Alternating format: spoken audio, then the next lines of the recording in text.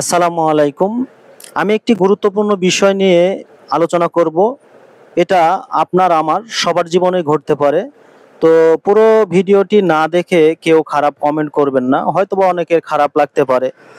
তবে কথাটি অনেক গুরুত্বপূর্ণ। শেষ পর্যন্ত দেখবেন। তারপরে আপনার মন্তব্য আপনারা দিবেন।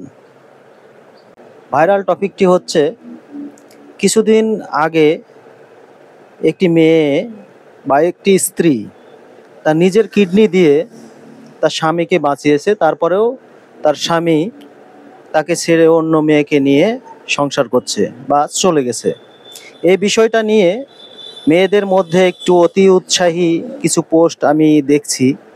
তো গতকালকে আমি আবার একটি নিউজ দেখলাম।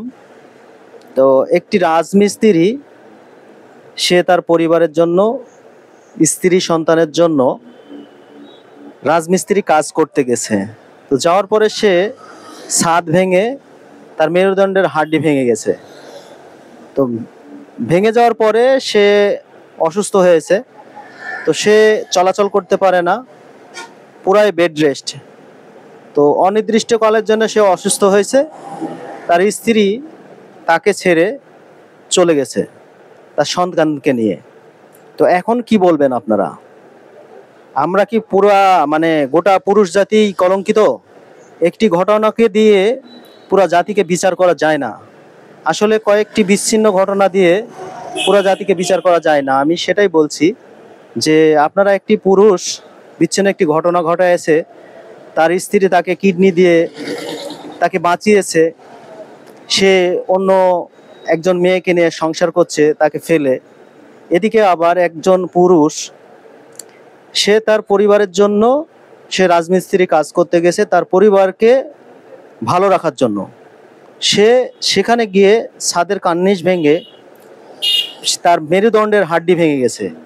সে অনির্দিষ্টকালের জন্য অসুস্থ, সে কবে ভালো হবে কি হবে না, সেই জন্য তার স্ত্রী তাকে ফেলে চলে গেছে। তার স্ত্রী নাকি তার ফোন রিসিভ করে না, 1 বছর হয়ে গেছে।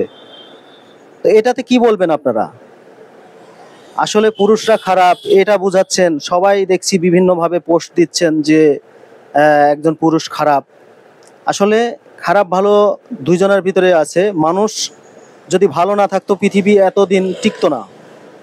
তো কেউ কষ্ট নেবেন না আমার এই ছোট্ট ভিডিওতে, সবার উদ্দেশ্যে এই ভিডিওটি করা। আসলে ভালো খারাপ সবার মধ্যেই থাকে। তো আমি শুধু এই বিষয়টি তুলে ধরতে চেয়েছি যে একজন মানুষ ভালো থাকে, খারাপও থাকে। তো একজন খারাপ মানুষকে দিয়ে পুরো জাতিকে বিচার করা যায় না। তো সবাইকে ধন্যবাদ জানিয়ে আমার এই ছোট্ট ভিডিওতে বিদায় নিচ্ছি। আসসালামু আলাইকুম। সবাই ভালো থাকবেন, সুস্থ থাকবেন, আর অযথা কাউকে দোষ দিতে যাবেন না।